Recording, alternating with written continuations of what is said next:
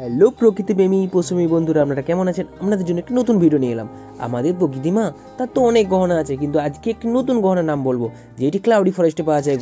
এই গহনাটি central America, Mexico, পানামাতে বেশি পরিমাণে পাওয়া যায়। এই গহনাটি আবার গুয়াতেমালারও ন্যাশনাল বার্ডও বটে। এই বার্ডটির নাম হলো হিসপেন্ডেন্টাল কোয়েজাল বার্ড। কোয়েজাল পাখিটি দেখতে অতুলনীয় সুন্দর, প্যারাডাইস বার্ড। পাখিটি 7টি রঙে দিতে ওটি খুবই সুন্দর দেখতে। পাখিটি খাবার হিসেবে কিন্তু বেশিরভাগ ফল খেয়ে থাকে, কিন্তু মেল পাখিটি একটু বেশি বড় হয়। মেল পাখির ল্যাজটি হয় না 60 সেন্টিমিটার লম্বা। এই ভিডিওটি ছোট তো, তাই বেশি কিছু তথ্য দিতে পারবো না। আপনারা যদি সব ডিটেলসে জানতে চান তো কমেন্ট করবে জানাবেন।